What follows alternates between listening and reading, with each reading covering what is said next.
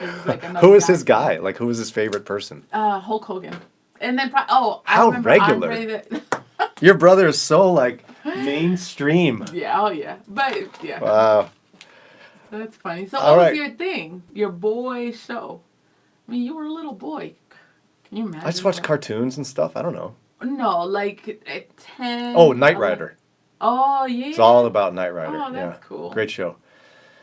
Hey there, family. Just follow up Friday. Really spicy discussions today. Good ones on the show. And special thanks to Ron Eastwood for essentially having one news story at 6 o'clock that in many respects just hijacked the rest of the show. It was good. He didn't mean for that to happen. We didn't know it was going to happen. Really, really interesting stuff. So we'll get to that in just a second. What's up, YouTube? I see people there hanging out on YouTube. Keep going. Glad you're there. We're your YouTube stars. Hit the subscribe button, hit the bell so you're notified. What's up? Get the merch. We don't got merch. We don't have merch. So don't get that. Although we do have Scranton Road Promotional Marketing to thank for this, like, merch you can see here that you can't purchase, but you can see it. That's right. And our mug. Yes, and thank you again for sponsoring Overtime Scranton Road Promotional Marketing. So if you have a youth group, a business, ministry, family event, you can use them. Their products are amazing and service. So who we got today before we get into this? Mike is on. Sherry, what's up? She says, good morning. And David's on. Hashtag Team Brian. Lynn says, what's up, family? What's up? Daniel says, Brian Jannelle. Great job on the radio show. Woo! And Gary, hashtag Team Brian, says, good morning, Ron, Jannelle, Kelly, and the mighty Brian. Wow, that is one thing about Team Brian, people. They are committed. I think that for the fact that there's only 3 of y'all. You think so? 3. Yeah, well, could be.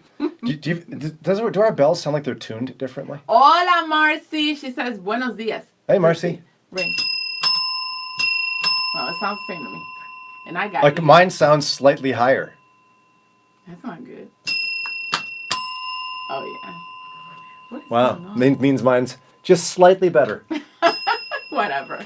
So, Team Jannelle, always. Woo! Jennifer.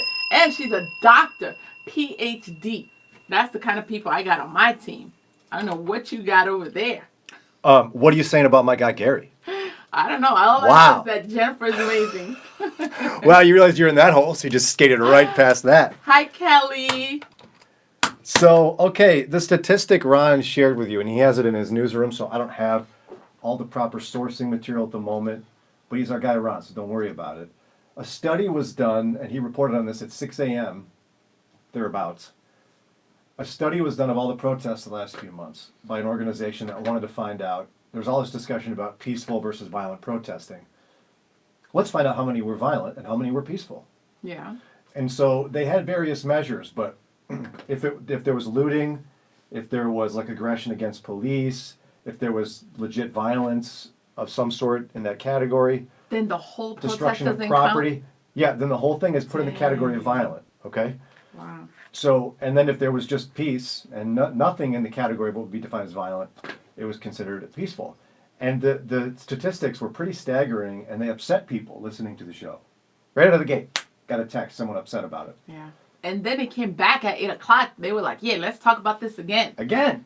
I don't like that 90-10. I like everything you said, but I don't like the 90-10. Yeah, because it was said, the statistics revealed from the research that 90% of protests were peaceful and 10% were violent.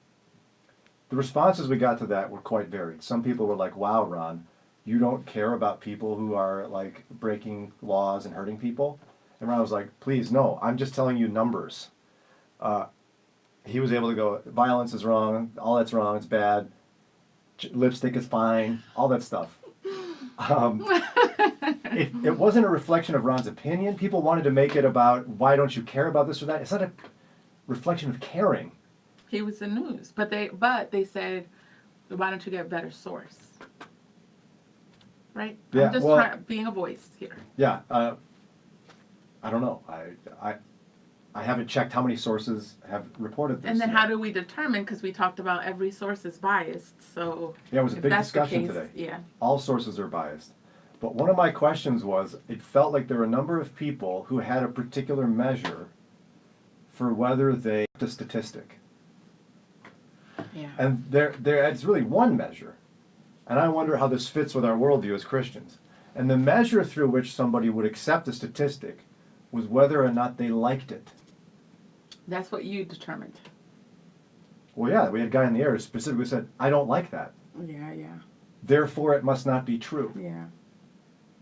You see? Yeah. Like, and I would like to think that I shouldn't use whether I like something or not as a measure for whether it's true. For example, let's put that in the scriptures. Should we only think the things in the Bible are true that we like? I would hope not. Yeah, there's some messed up stuff in the Bible in terms of stuff that you, either it's commandments that you're like, wait, hold up, calling you a sinner. You know, there's non-believers that would read the Bible and be like, what? That's messed up. I'm a good person. There's stories in the Bible that's difficult to hear and read to little kids. Well, to be honest, I don't like that Jesus said if I hate my brother in my heart, like call him a Yes. jerk, that it's the same as committing murder. I don't like that. Yes. I don't like that. Oh, I don't like that. What, really, Jesus? If I think lustfully about someone, it's the same as having sex with them? Yep. That's a little extreme. I don't like that. But because I believe he's Lord, I submit to it, and I agree with it, whether I like it or not. Do you see? yeah. So I wonder how many of us let that, us included, in some way let that measure creep into our lives of, oh, that's a statistic? I don't like it, therefore it must not be true. Or an Or opinion. I'm going to ignore it. Yeah. Yeah. Or focus here's on an idea I don't like, therefore it's not true. Here's a story I don't like, therefore it must not be true. That concerns me, actually. Yeah, it does. So, I want you to help Tina. Tina says, good morning. What's up, YouTube? We see you. Can you be like Marcy and Tina and Yvonne and comment, please? So, Tina says, gut-wrenching conversation this morning. It was so painful to listen to. What do you think she's referring to? I'd love for Tina. Yeah. Call right around 8:40 today. Mm-hmm. Gentleman Chuck, who called in about protests and Black Lives Matter. Yeah. I think that's what you mean, and I don't Let want us to know, assume Tina. that. Yvonne up. She's my girl from Shaker. Represent. Yvonne says, I'm glad that I heard you guys talk about the Chad Boseman, and also add to the fact that he visited lots of children at St. Jude's who had cancer. Good job, and we love you. We did mention Chadwick Boseman's passing, his legacy, and all that. But I know you want to add to that. Well, yeah, the context of it was somebody asked us, rightfully so, why didn't you talk about it this week? I listened a lot and I didn't hear it. I was able to answer that at length on the air, but say ultimately, I should have talked about it. I wish I would have. So we did talk about his faith and his legacy a little bit this morning. But real briefly, my bad reason for it ties to a bias. I never know what to do with celebrity deaths on the radio. It's a morning show, and it's like, wah, wah, someone died. Oh, good morning. Yeah. You know, and that's silly and that sense of it, but it's also, it feels a little dead-endy to me, like they're dead, so that's pretty final. Do I know if they're saved or not? Maybe I do, maybe I don't. I'll never really know. How do we talk about it? I just personally have a hard time with it. He's always had a hard time with that in general, with anyone. I was excited to talk about it today because I know it's a big deal what he did with Black Panther. I was so impressed with his work ethic and how no one knew, and all the movies he did since being diagnosed. I've been talking to my kids about it, and you were cheering for a lot of the things he did, him being a believer. The story about Denzel Washington connected to him when he was a student was amazing. Yeah, Chadwick is amazing, and I can't wait to see what happens with Black Panther and its legacy moving forward. And so glad. I mean, not just Black Panther, but 42 and other things. But David, your dude, you need to do something and talk to him. Yeah, he said, what legacy? He started in one movie. No. How's that a legacy? Well, no, I wasn't even talking about that. But yeah. Well, but I can answer that real quick. Yeah, please. Totally not true. I mean, he's best known for his role as Black Panther, but he played Jackie Robinson, Thurgood Marshall, James Brown, and his acting work was widely acclaimed, as well as his work outside of what he was doing behind a camera, and then he was a man of faith, worth talking about. And most of his greatest movies were done with no one knowing he had cancer. So his work ethic, he explained and talked about how our work should be for a greater purpose and not for applause. So there's things our kids can learn about it. He was very passionate about the roles he took in terms of celebrating African history and African American history. Yeah, his legacy is amazing. Lots of people celebrating him and his legacy, making sure it continues. And his Twitter announcement of his passing, which of course is sad, they just said it's been the most liked and shared of all time. So very loved and celebrated man.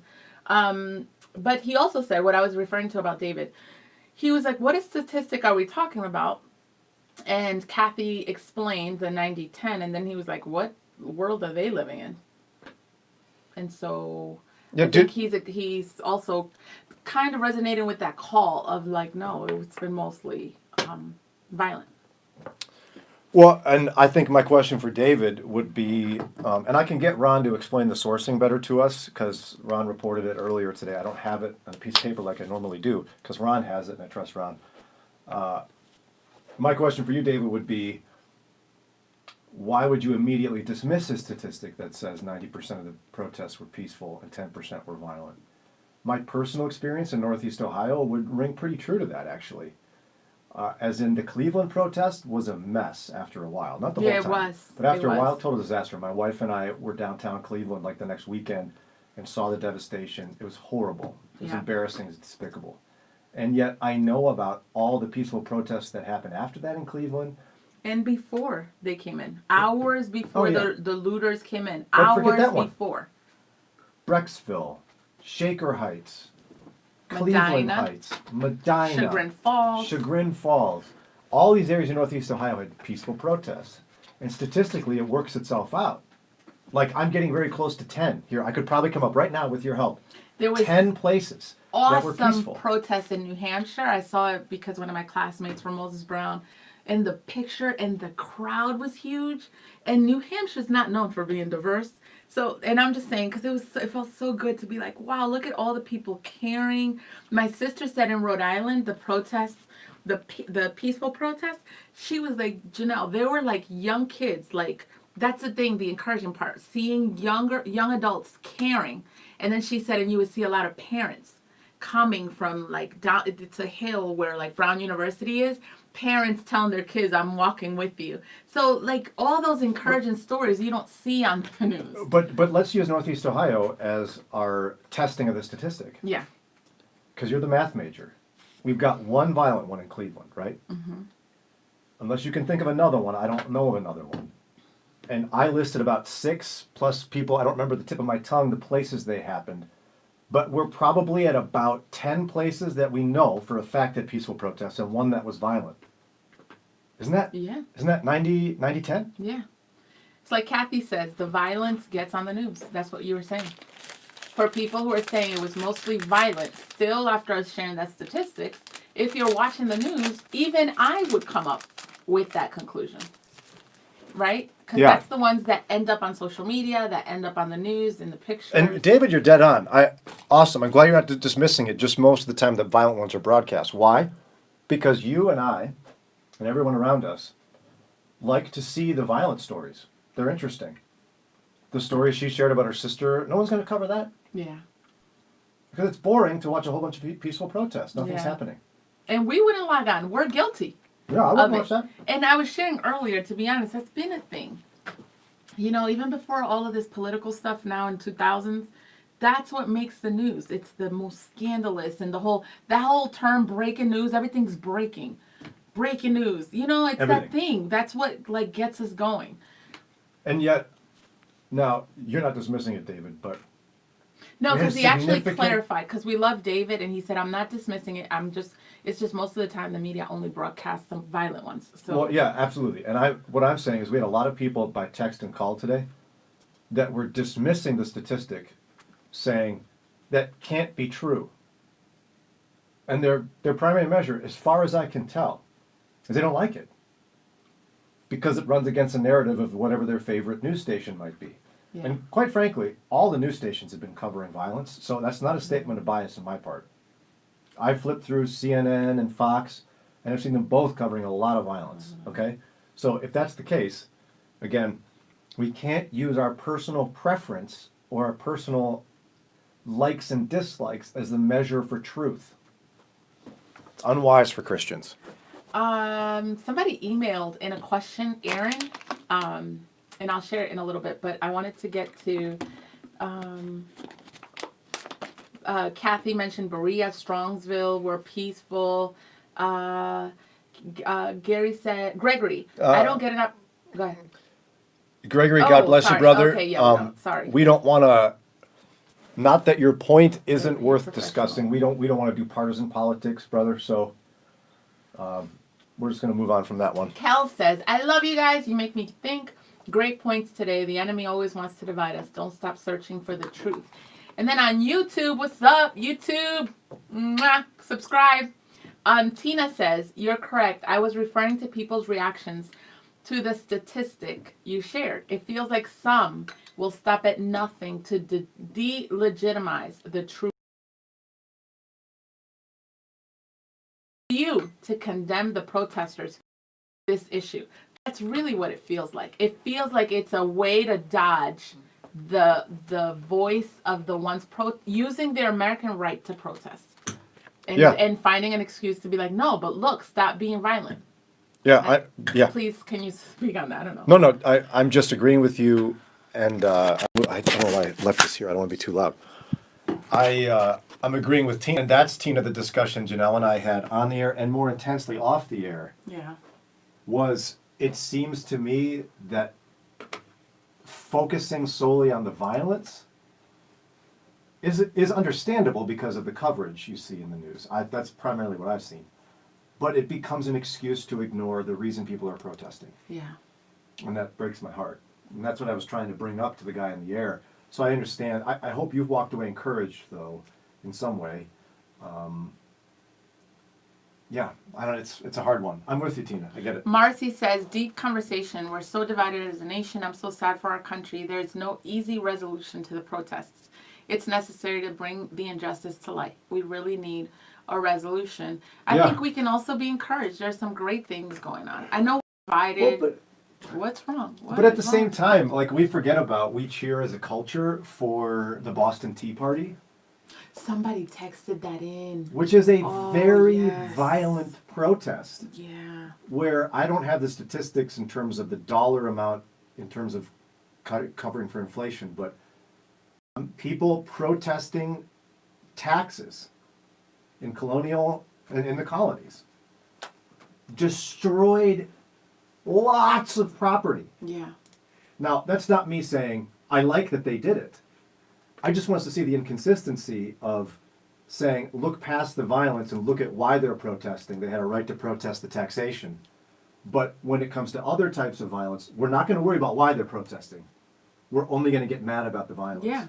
Yeah. It's inconsistent. Yeah. I'm not promoting violence. I think, quite frankly, the destroying of the tea in the Boston Tea Party was immoral. Yeah. Sorry to tell you that. But I also think that they had a point about taxation. Okay, so there you go. Angie, my girl, she says, I'm sorry I missed everything. I've been working different hours. You all have a great weekend. We love you. Angie, have a great long weekend. Tina, you're not being negative Nancy. No. No, you are not negative Nancy. If anyone's the negative Nancy, it's probably this guy. Woo! Yeah.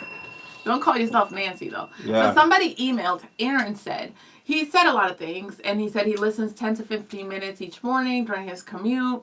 So he only listens to part of the conversation, gave us that benefit, mentioned other things, but then said, this morning when I went to work early and heard some of the discussion about the 90-10, I had no problem with the study being shared, but whenever we hear or see studies, surveys, or statistics, we should give some consideration for methodology or even if the data supports our own position. I personally observed multiple peaceful protests, and the only violence that I saw was on the news. I don't question the findings that most protests are peaceful, but I'm curious if all protests are counted equally. For example, is a small town protest with 15 people counted the same as a much larger gathering in Seattle? Are protests within a city counted as a single protest, or are protests in different parts of a town counted separately? Does each day count as a new protest, or are ongoing protests counted as a single entry? And he just mentioned nuance. So I don't know, like, do you think it would be higher? Because even what you said, a big protest in Cleveland, now you discounted hours of protests that were peaceful and counted it as one. Is Aaron's the name? Aaron on email. Yeah, really great points. What do you think about that? Well, no, I mean, statistics can be shaped to prove a point, which statistics are biased too. They aren't unbiased. I mean, you have to look at the methodology. No, I totally agree with that. In this case, quite frankly, Aaron says it too, that anecdotal data, observational data, seems to support that. And he's not even disputing the findings. No, he's not. Yeah. And so, I mean, that's why I'm saying, why are we so resistant to the statistic and so skeptical of the statistic? Would we have been as skeptical if it were opposite? Like if people who are mad about protesting saw a statistic that 90% were violent, would they go, wait a minute, I don't know about that statistic? No, they'd be like, oh, I love it, it's great. Yeah, yeah. No, but what I can do is I can say, Jannelle's experience, Ron's, mine, many of yours, Aaron's, who wrote about this, he's right, we need to be careful in methodology and look at that information. But generally speaking... Can you say speaking, bye to David? He has to go. Our observation is true. Oh, sorry. Goodbye, sorry. David. He said he has to go back to work. Thank you, David, for your questions. He also was talking about how he didn't even know there was a protest in Strongsville in Berea. And then Kathy said, David, Berea had a big protest. Even Brecksville had a huge one. There were hundreds of people. Hundreds of people. Oh, that's cool. At a protest in Brecksville. Yeah. But they're right. I mean, who gets counted? Why? Was it a representative sample? Was it all protests that were registered in the news? I don't know. I have no idea. Yeah. Mike says, was it the whole country or different areas, states, etc.? Kathy says that doesn't mean it didn't happen. It wasn't violent, so it's not as important to the media. That's right. Oh, in terms of the peaceful ones, yeah. Yep.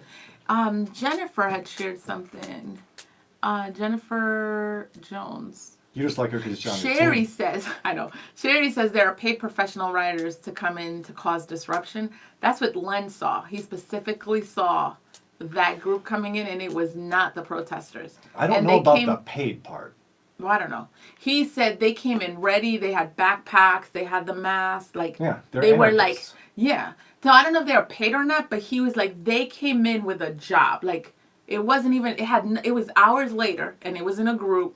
And they came in with, like, an agenda. So it wasn't like, oh, let me protest, and then it gets out of hand. At least that was what he saw. I don't know. And yeah. No, so, and I'm bringing that up because they keep mixing in with protesters. These are, like, that's a whole different group. And what's unfortunate, then, is that we allow anarchists to hijack the message of a peaceful protester. Yeah.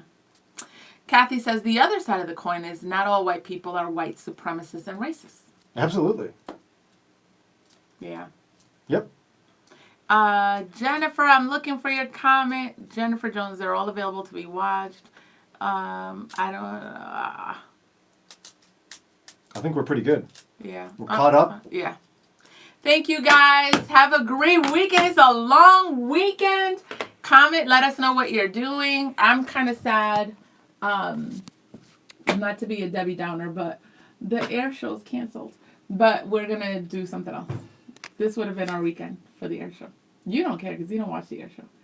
It's huge in Cleveland, dude. I went to it in Chicago once because Sarah wanted to go. Do you know what I like to do on the weekend? What? Sleep. Yeah. What else? Do nothing. Stay in his garage. Yep. Watch TV. Stay home. I'm paying for that place.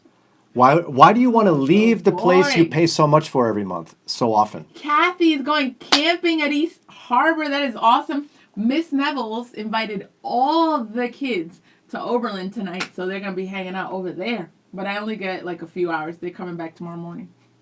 I'm like, do I got to sleep? Can I do something? Are you going to pay attention to Len, or are you going to leave again? No, I'm going to pay attention to Len. You've been ditching Len a lot. I need sleep. Len knows. No, not sleep. I need rest. Len knows. But I mean, Len Neville's. You Wow, married him. guys. Spend time with Len tonight, okay? I will. Okay, Brian. Like, do what Len wants to do tonight. We did. We went on a walk yesterday. Long walk. But that was yesterday. Today's today. Will you do what Len wants to do? Oh, what? Are you his advocate now? I am. Oh, awesome. So I'll You've be done lots of really important, necessary things, but yeah, I got work done. but Len has been like holding down the fort. Yeah, he has. He's amazing. He gets another day of doing something he wants to do with his Awesome. wife. Ladies, Renew Conference, please. 440-546-2255. It's a week from tomorrow. Okay, so make sure